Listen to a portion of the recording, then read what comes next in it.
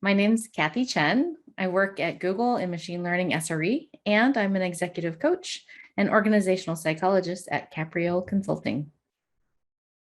Along with a couple of other speakers at this conference, I'm the co-author of a new book coming out in 2022 called ML Reliability, and this is a chapter from that book.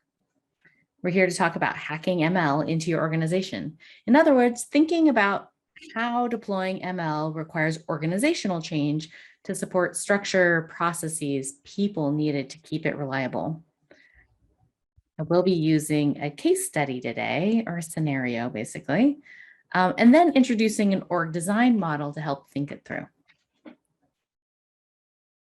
Our scenario is a company called Yarnit.ai. They have this big vision. The company IT department convinces the C-suite to add machine learning into its production system. They had a proof of concept. They applied ML to yarn recommendations based on what the customer has in their cart or what they've purchased before. And the proof of concept has been attributed to an uptick in sales. So they ask for some money and they ask for expanding this more and getting some more headcount. So based on that proof of concept, they invested in the model, they tested that model quality and metrics about the model, they do a bit of testing to make sure that there's a happy path that works, and the model's serving good results. So we're SRE, so what possibly could go wrong, right? So let's start with management. What happens if management loses trust because they don't quite understand what the ML system is doing or how it can fail? So if they don't know how to evaluate what is a normal problem versus an important problem, this might lead to a variety of other problems.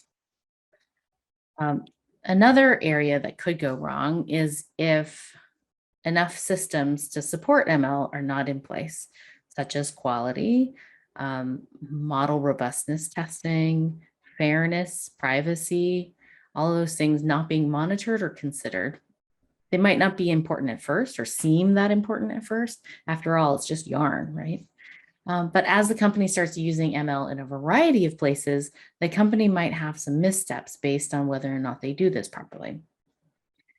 Lack of investment could be in tools, infrastructure, processes for testing, troubleshooting end-to-end, people in the right places.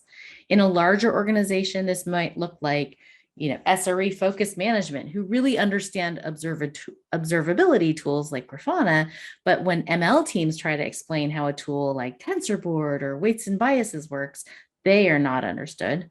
Instead, they might see it as overkill or some kind of fancy schmancy ML gadget. And in the end, for investment, various groups may need to expand, not just the engineering group that is doing the ML models. Worst case, what happens if users lose trust in the product because something's not accurate or their complaints and questions are not heard? A small oddball number of recommendations made by the system might be okay, but what happens if the training data is faulty and it doesn't recommend a certain type of yarn properly? And the sales department might notice a dip in sales, but who do they talk to? And finally, what happens if machine learning gets put into an organizational silo? They might keep iterating on the few projects that they know have worked. They might not foresee something that needs to be more extensible as far as developer tooling goes, so that the company can pivot to new use cases. And if the org grows, but existing tools get weighed down, you might have some technical debt. But given all the things that could go wrong, it could be overwhelming. But I wanted to introduce this organizational model called the STAR model by Jay Galbraith. And why, basically? Why this model? So when we talk about structure, like how do you structure your company or your organization so that you could succeed at something, this is a really great model because structure, the actual how the org chart itself is only just one square. Often people think too much about structure when they think about org design. And since not all structures fit all organizational cultures, the STAR model helps be flexible in that way. This design actually goes a lot based on how the strategy of the organization that helps drive a lot of things. We'll talk about that first. And just one last point here is that org structures have a lot of disadvantages. You think about centralized structures versus decentralized structures.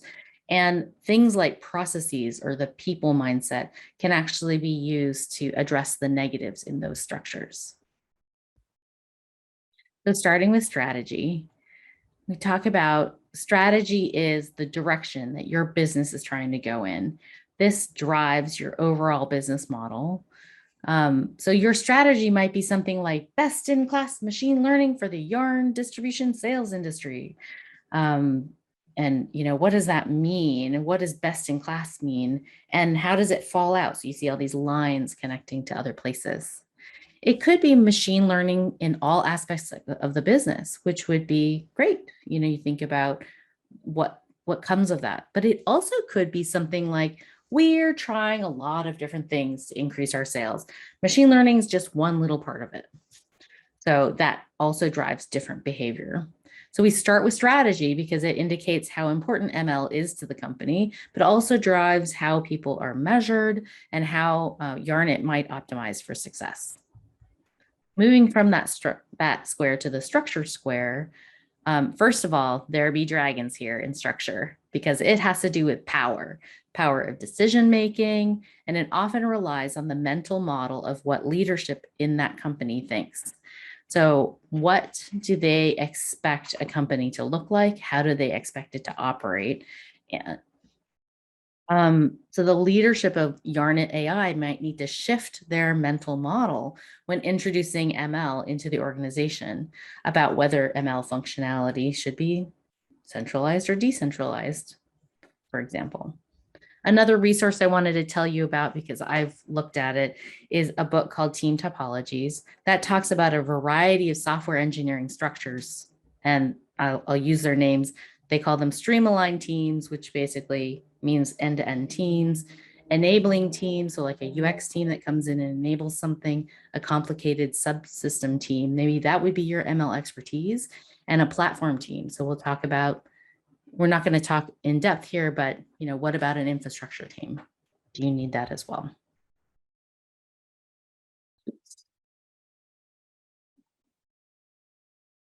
Just a couple of thoughts on Yarnit AI's structure and who has ML reliability responsibilities. If you have job specialties such as product management, thinking about how does product management actually think about machine learning and machine learning reliability, they should think about privacy and also robustness and fairness in their requirements. Hopefully, they also think about ML as a core part of the function and giving it full product treatment. Finally, they could also think about decentralizing ML expertise, even if it isn't fully integrated in each structure. And ideally, that would be knowledge about ML in the C-suite, in sales, in operations, everywhere. I know it's hard though. So let's move on to processes. So this is the flow of information and decisions. There's vertical processes such as budget. So how is headcount allocated to ML projects? And does that budget for people only in the research and engineering team, or is it budget for people everywhere? Because you're going to need to know more about ML everywhere. Horizontal processes designed around workflow can be carried out laterally between departments. So centralized infrastructure might be one way to think about this, such as a feature store that standardizes the way feature inputs to models can be stored, versioned, and referenced by ML developer tooling. And if troubleshooting is harder end-to-end, then feedback loops need to be built into the system to ensure like that diffuse information can be fed back into the system. I have so many thoughts here, but I know I'm going to run out of time, so I'm going to move on. Under rewards, this is also metrics. So there's monetary rewards such as salaries and bonuses for launching things, for getting something off the ground, but also non-monetary rewards like recognition or special status, learning opportunities, and even career growth. So aligning company rewards for reliability, quality, fairness, robustness of the ML model, and the infrastructure systems can be can be important, even though they might slow things down as far as launch goes. And what about something as radical as like rewards for a sales operations person to learn more about machine learning? Do they then get opportunities to maybe move into operations because they learn more in that area? And then the people square. So people is not about the actual people, but it's about the skills and the mindsets that we need for those people. For example, flexible organizations need flexible mindsets, etc. For Yarnet AI, we might have to think more cross-functionally. The senior people in the organization might need technical appreciation to make decisions properly. Top technical leaders might need to have better product and business understanding to be able to lead model development better and also translate technical requirements into business consequences. Technical leadership might need to appreciate why observability is of an ML system is needed to do complex things. So we also want to point out that process-oriented people might be useful because quality ML tends to depend on it. And people who can deal with the ambiguity of not knowing the root cause other than the ML model said so, but they can creatively think of solutions and possible causes being the ML model. Let's move back to our scenario here. In that organization where there's many things that could go wrong, hopefully they can make it right. So if management understands and trusts machine learning better, they can understand what a normal outage is or what's an important outage. If we think about the organization investing people, but also technology specific to machine learning, such as the quality, fairness, and model monitoring, then they also have proper investment in training and skill learning, basically. They can ensure that user feedback or feedback from other teams is happening, and that would improve everything. And then the diamond standard, I know distributed knowledge helps the whole organization make most of machine learning, and I know it's hard. Remember though, organizations are systems. Leaders can pull a variety of levers to make these things happen. And when you pull one lever, if you improve one area, it will often have ramifications down the line as well. So some concrete suggestions for you.